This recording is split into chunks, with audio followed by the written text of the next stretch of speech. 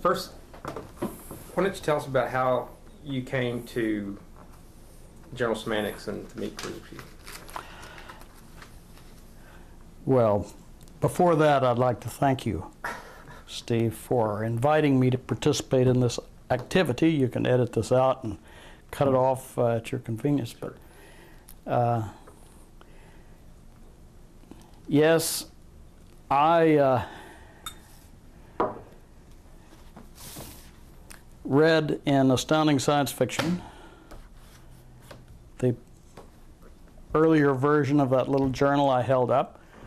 In the mid-40s, stories about the world of null A, like Kellogg and various other colleagues, I think maybe Hautala also, that learned of general semantics as such.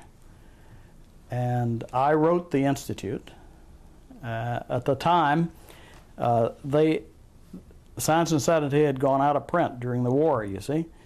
43, 44.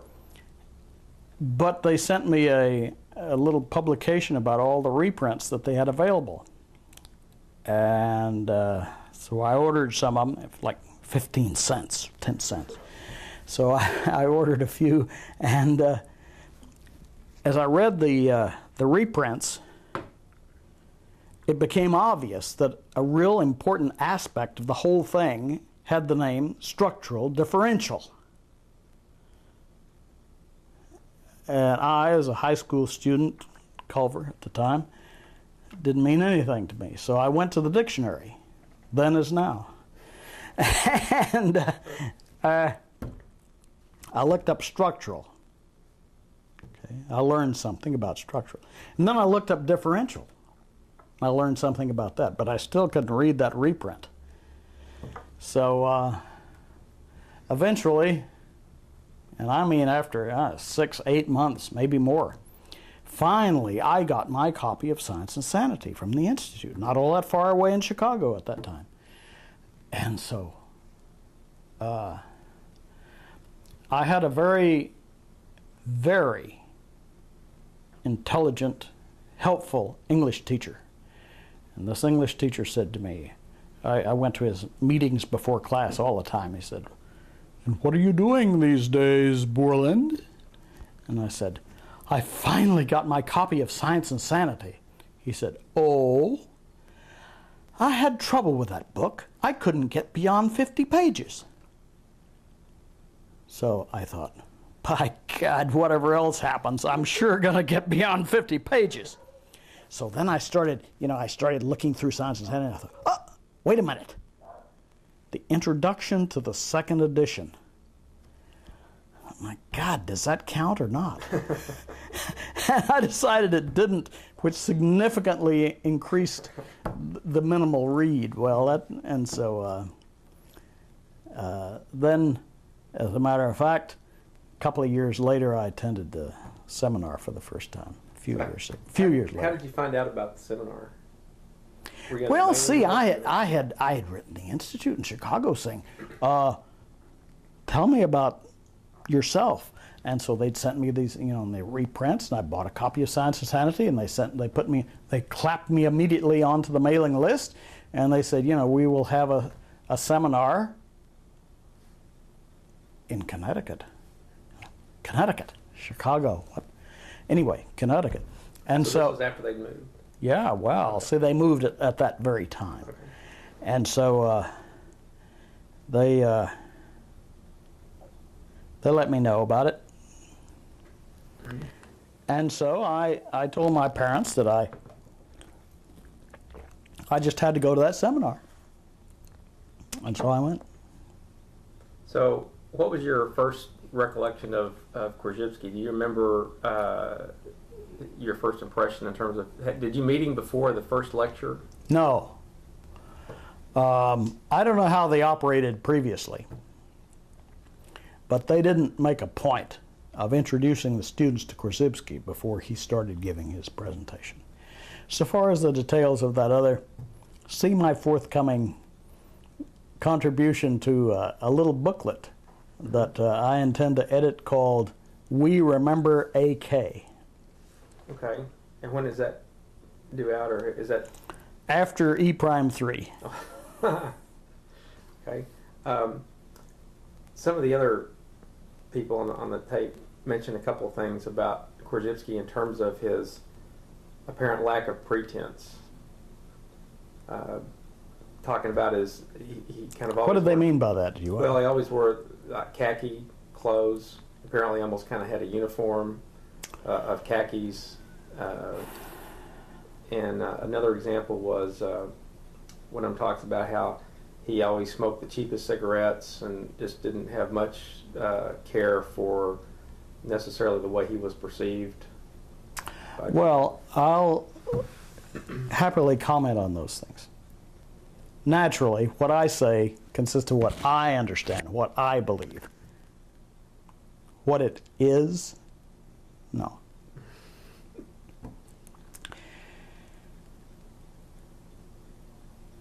Korzybski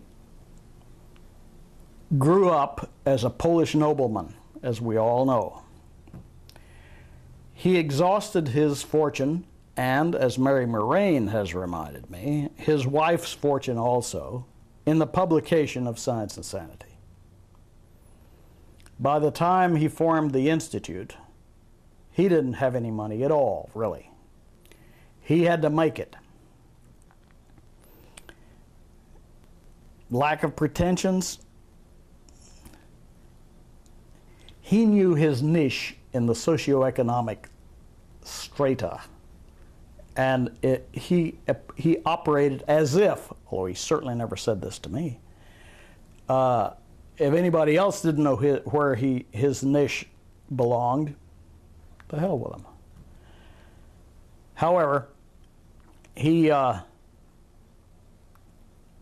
I think he preferred Lucky Strike cigarettes, not because they had such cheapness, but he just smoked them in a holder.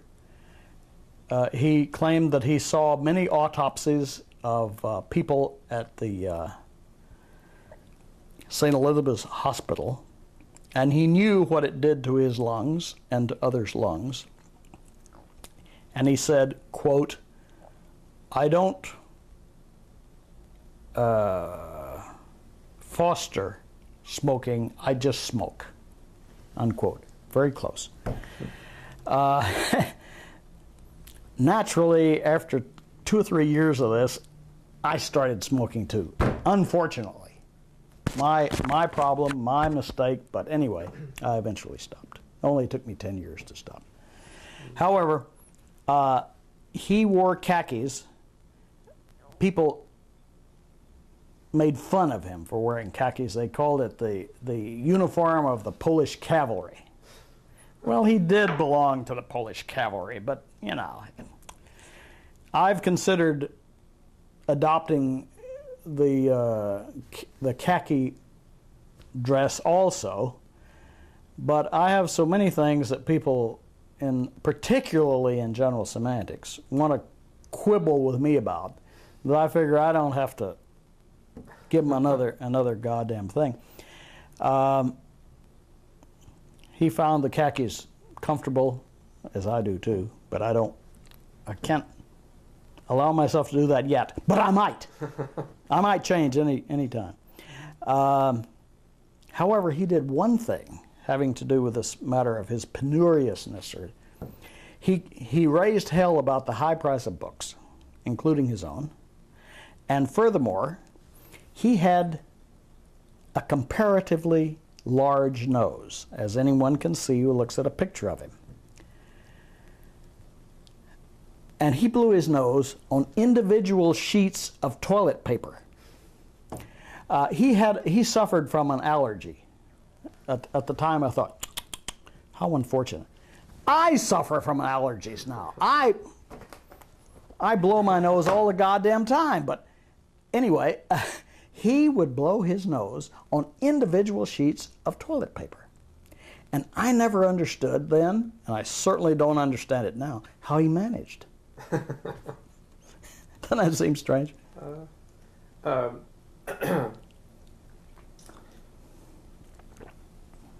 me ask you this. What was your impression of him, having read, I assume you had read Science and Sanity before you attended your first seminar? Damn right, and few of them had, I'll tell you. What was your impression of Korzybski after having gone through the seminar compared to maybe whatever impression you would have had just after having read the book? It seemed seamless to me. I found no problem, no difference whatsoever. Others, I know, even my good pal Harry Holzman said, for God's sake, you have to distinguish between Korzybski, the author of Science and Sanity, and Korzybski, the person. Well, his background speaking, and others' background speaking, no doubt. But I found no problem with that. Some felt that when Korzybski delivered himself of Science and Sanity, he had made such a huge effort that, oh shit, maybe after that he, he had great differences in his abilities and so on. Mm-hmm. Also, he became older. As I mentioned to you earlier, Steve, it has amazed me just recently to recognize that I now have more years than Korzybski did when I first met him. Mm-hmm. And at the time, I thought he seemed like an aged, interesting, intelligent, but aged fellow, mm-hmm. instead of a young kid, as I come across now. Young, immature. Well, go ahead. Next question. Yeah. Speaking of the toilet paper thing, somebody has said something to the effect that sometimes he would go out of his way to shock people or to kind of go against convention, just to make a point. Do you remember well, that? I can imagine his doing that. He liked to say to elderly ladies who would occasionally come to his seminars, speaking of his first book, "Have you seen my manhood?" Yeah. Well, shit. But apart from that, I never saw any aspect of that kind of thing. Just somebody trying to take a cheap shot at Korzybski, I would say. Mm-hmm. Well, how many different seminars did you attend, or did you observe him? I attended 5 seminars that he gave. The summer seminars in 47, 48, 49,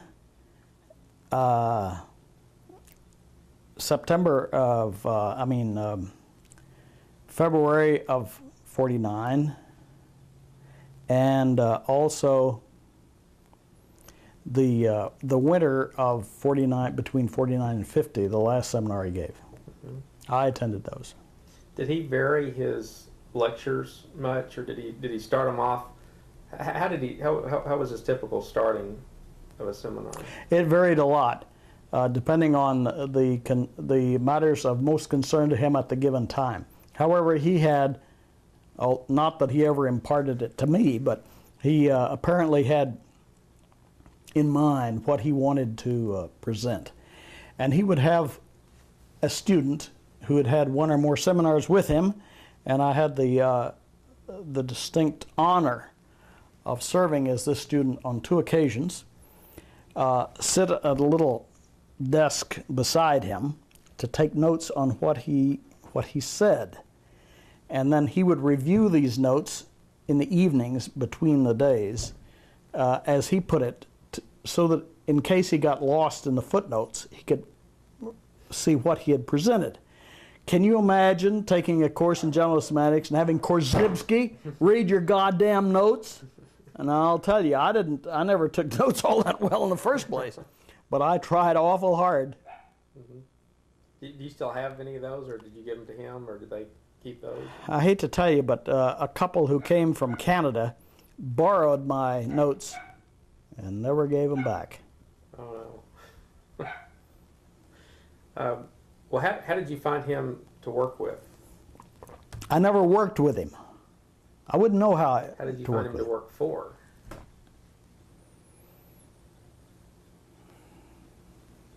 I mean, was he particularly critical? Korzybski,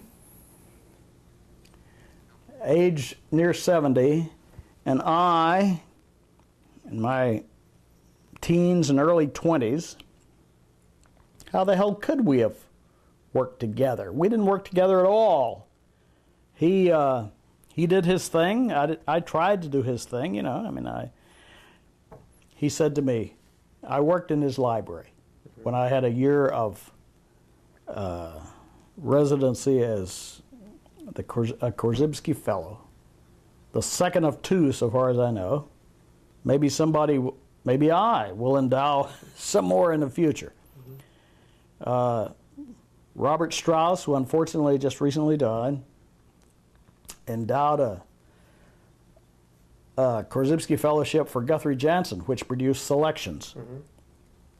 I used selections for years when I taught Science and Sanity. I don't know that people use it as much as they should. But anyway,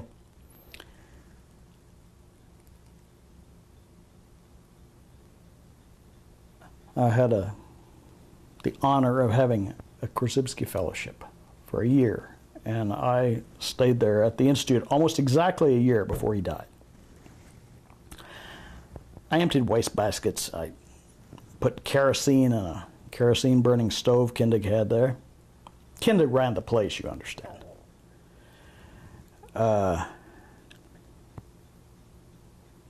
From time to time, I would drift by on my errands, and because I worked on the third floor of this house in Lime Rock, in the library, and Korzybski said, Dave, you have to function as a watchdog. People will try to steal my books. And so I tried to prevent people from stealing his books. Of course, I did read his pulp fiction, detective stories that he read to relax, and I did drink some of his rum, which he used to relax. But nobody stole any of his books while I lived there. But from time to time, he would call me in and say, Dave, come in. Sit down. And he would talk to me about whatever had importance to him at the time. And he'd say, you're not taking notes. Here, there's paper and pencils there on the desk. Take notes. And so, you know, so I took notes. And he would tell me what he wanted to tell me. So, all right, that's all. And I'd leave. I benefited from living in his presence, but not from any kind of a buddy-buddy or whatever relationship. He had friends like Dr. Kelly, who unfortunately committed suicide, and Sam Bois, and Bontrager, and Lee, and of course the great Wendell Johnson.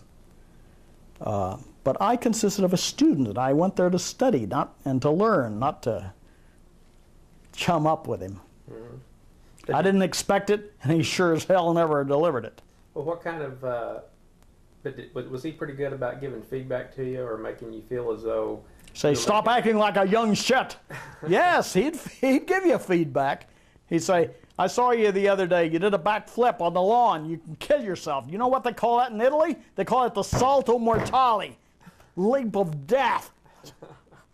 And he'd say, hey, every time I see you, you got a cigarette in your mouth. Don't you realize what you're doing to yourself? Stop that. He smoked at the time, slightly vitiating the message, you see? Right. Okay. Yeah, I got some feedback from him, all right. So how did he react, how did he relate with the students in his class?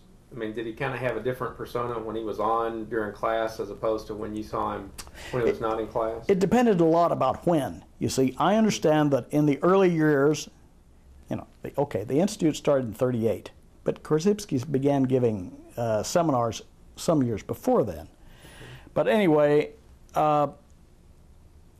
I only came in contact with them almost 10 years later than that. And they tell me that in the earlier years, that he would walk up and down between the rows of the chairs, beating on the floor with his cane if necessary, and haranguing the students, getting their thalamic reactions all stirred up and things like that. However, by the time I came along in '47, you see, he had aged.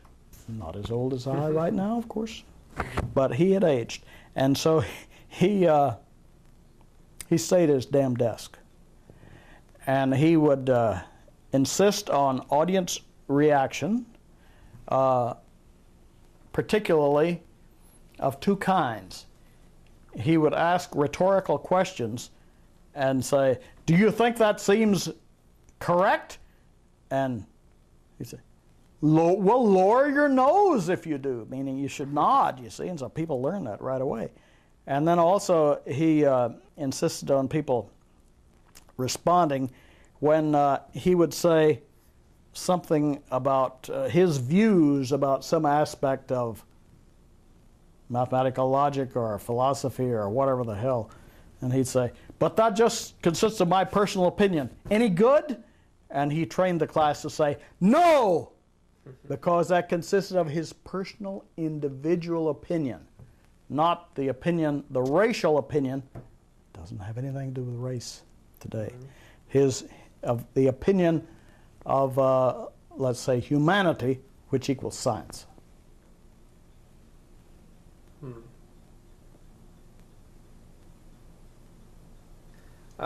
What was your, now I'm just down to reading questions on my list here. Well, was there anything about him that you found particularly frustrating as a student? Well, not in the terms of the question that you asked. I, of course, felt frustrated that I didn't have 3 degrees and have an opportunity to have worked with him and met him and so on some years before. But apart from that, no. I mean, did you feel overwhelmed by the material? No, I studied the material before I first went there. That puzzled me so much. You know, I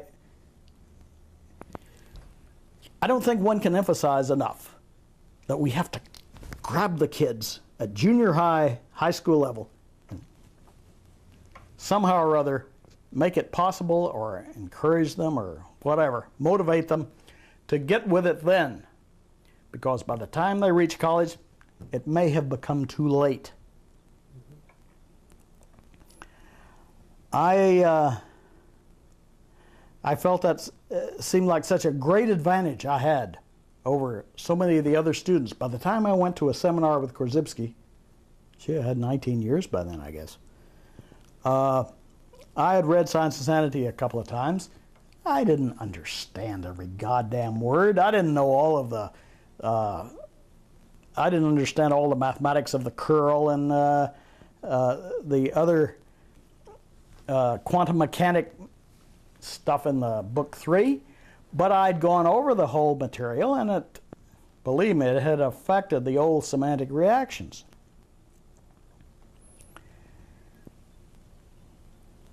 But it amazed me the first time I went to a seminar. I didn't amaze all that much the second, third, and nth time, but the other people seemed to have read maybe Hayakawa or maybe Irving Lee's book, and they came to a seminar with Korzybski. They said, "Oh, you know, this seems like real tough stuff." For Christ's sake. You can't go to a graduate seminar after first year freshman course in anything. This, in fact, this increasingly annoyed me as years went on. When I'd see them, people, well-meaning, hard-working people, running international conferences. International conferences, my God, on general semantics, and they had to run introductory courses so people would know what they meant, general semantics. Well, unfortunate. Wrong. Next question.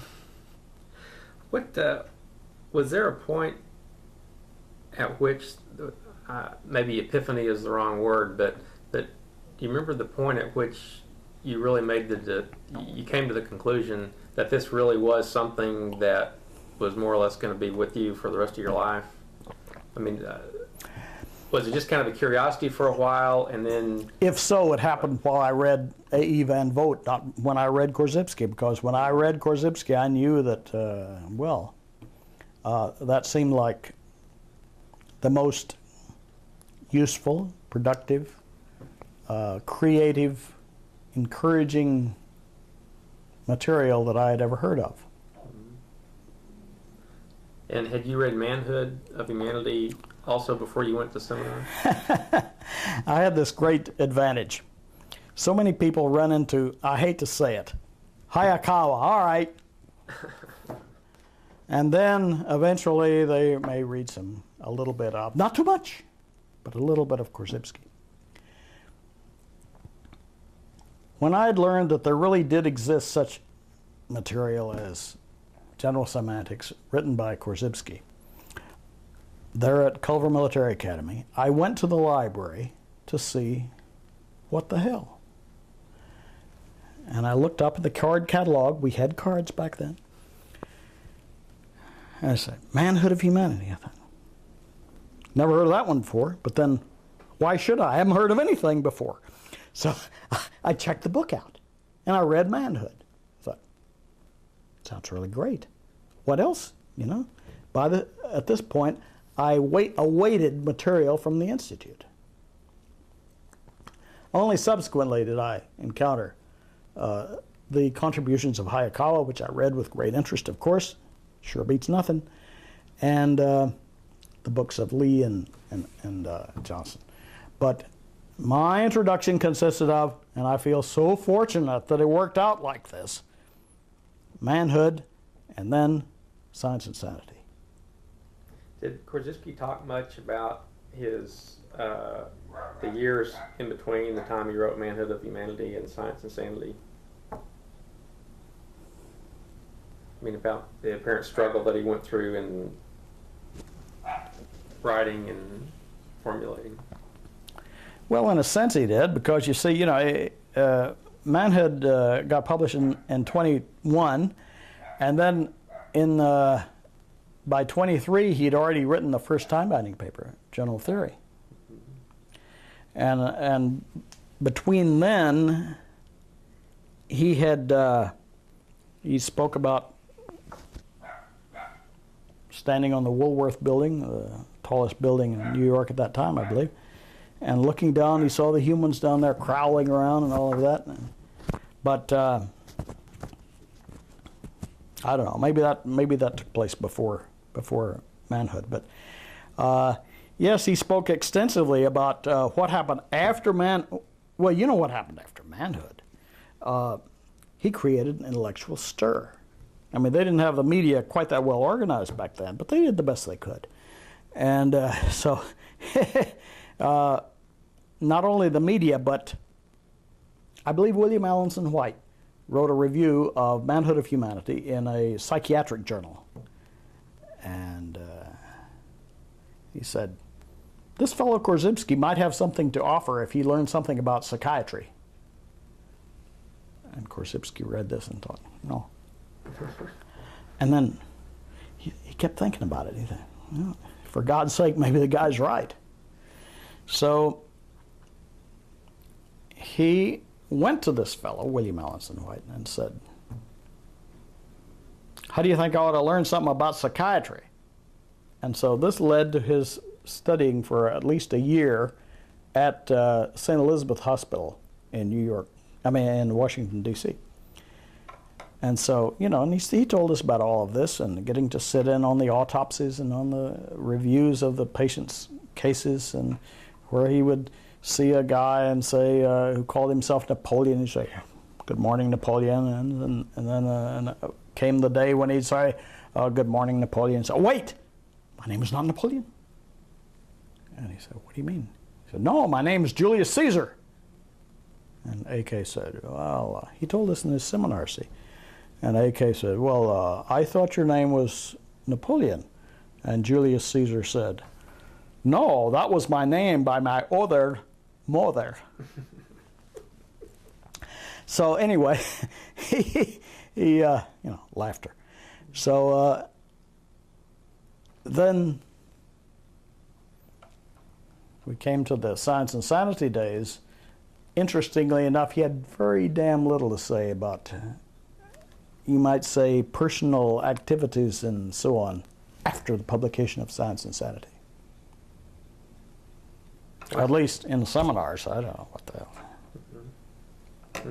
Well, what about his communications and correspondence with some of the other leading intellectuals at the time? Well, I can only say that the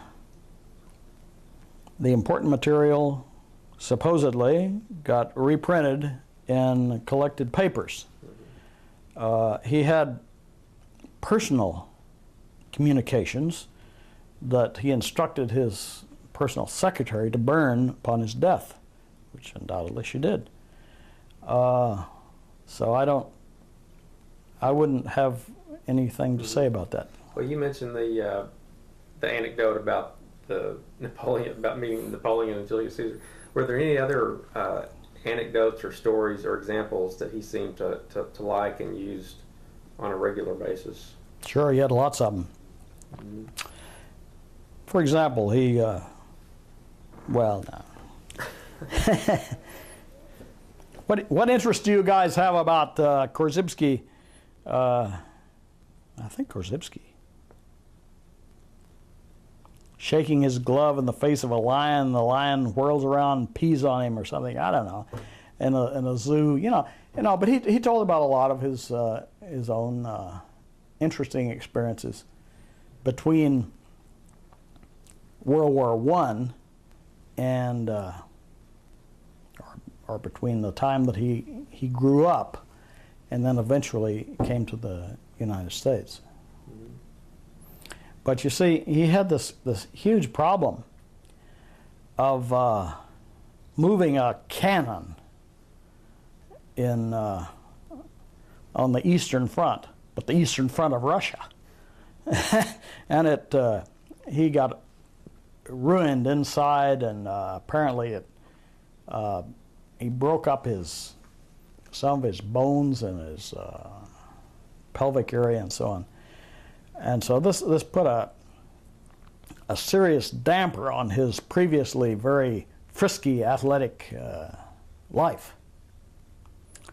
So that's why they sent him to the United States as an observer, and he became a war bond salesman and so on, because he had become so injured in World War I that he could no longer hack it on the front lines.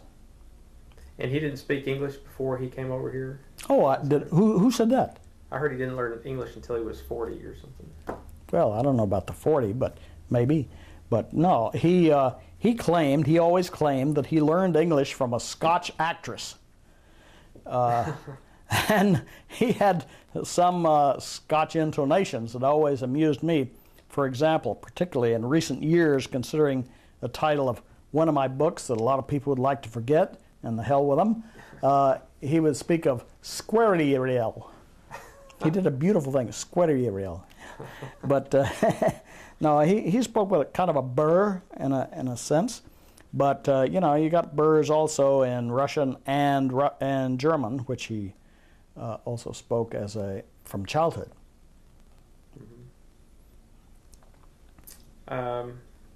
Although I must say, some of his students, I married one of them, could hardly understand word one that he said in his seminar.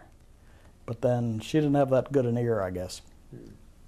What about his, didn't he have like private sessions with each of the students throughout the course of the seminar? Or counseling sessions? I don't know how they were. In a sense, he asked if anyone wished that they should write their biography and to bring it with their copy of Science and Sanity, and if they wished, he would sign it. The book, not the... And if people wished, he would comment on their biography. Some idiots thought that this amounted to his trying to psychoanalyze people. Well, now, I don't know. Maybe he did. I know nothing about that. But he sure as hell never indicated anything other than a willingness to assist or counsel students from the time I saw him in '47.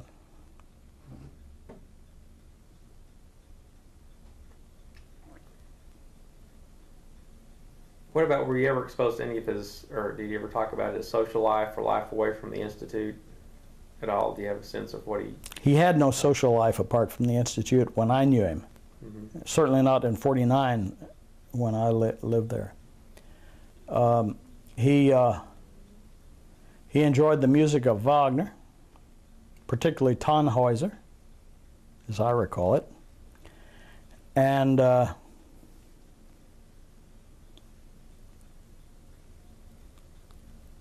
we have to recall that he gave 2 seminars a year at that point. One at Christmas time, because so many teachers and so on, you know, had Christmas off, and in the summer.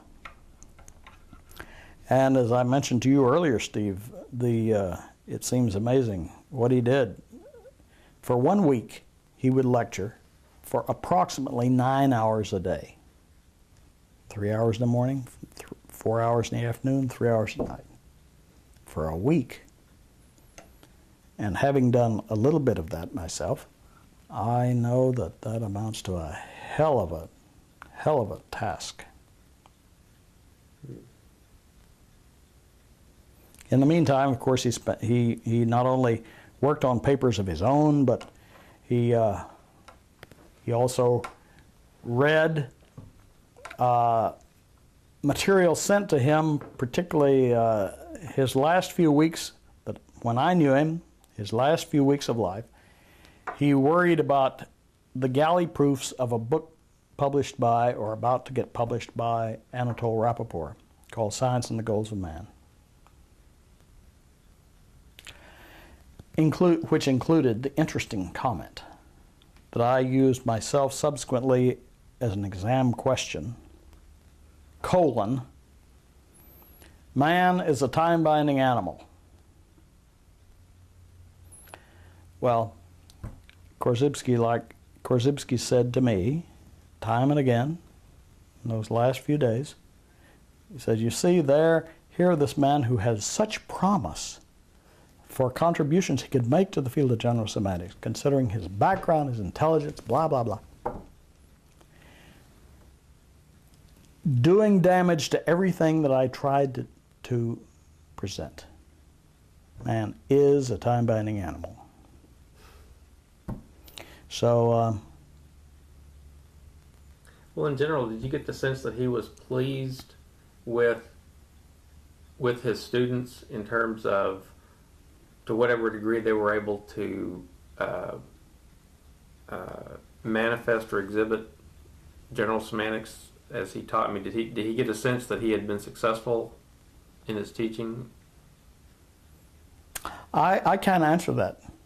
I know that, of course, he applauded and approved the tremendous contributions made by Irving Lee, Douglas Kelly, and the great Wendell Johnson, and so on.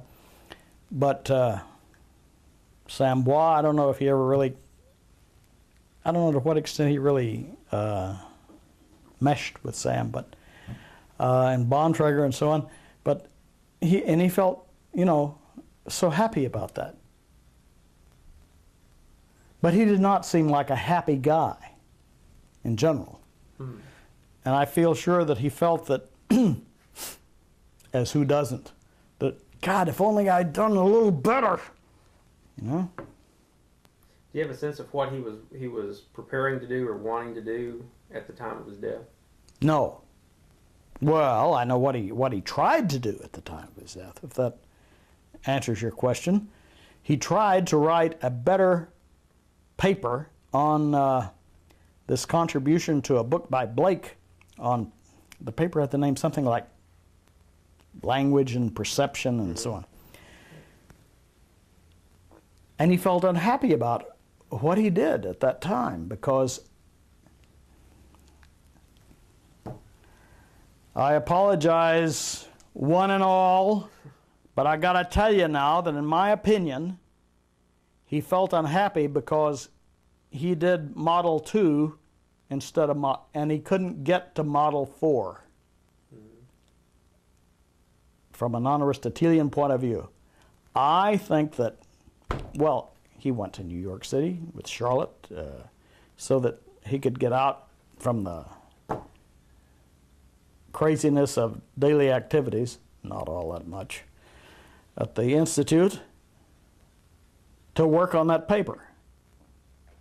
And he worked and worked on it, but he couldn't get beyond Model 2, what I've called Model 2. Had it come to him,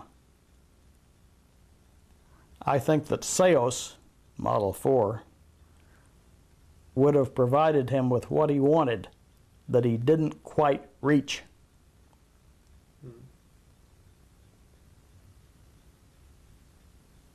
So how were you notified about his death?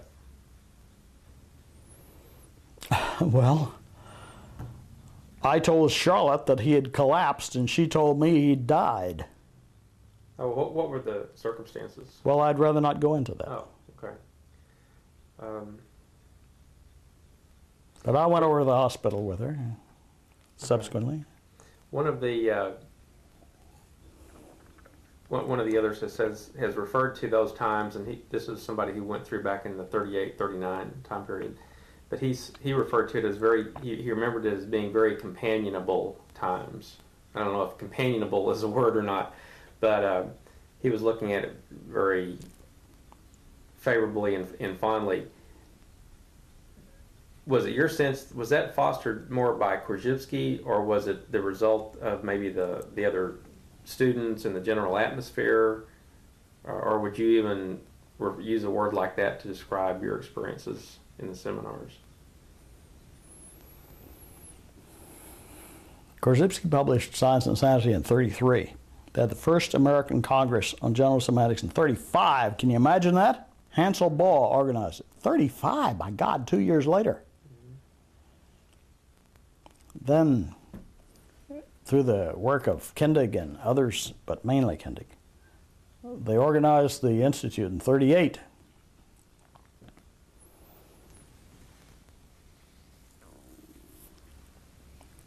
They had the Second American Congress in 1941, I believe, a little before my time.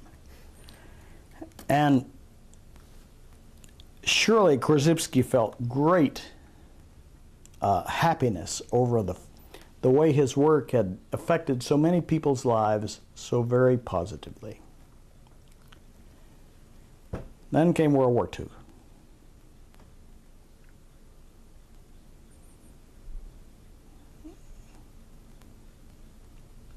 To a certain extent, through Kelly, he also had a tremendous impact on people with problems at the front. But the great growth that undoubtedly he had perceived in the earlier years had fallen off. And I don't know. It may have affected, it must have affected the way he felt at that time, by the time I got there. Because no more chummy socializing nonsense. By the time I saw him, although, you know, they go on and on about the warmth, the human, all that stuff. But yes, but still, basically, I feel sure that he felt concerned over how a leveling off had occurred.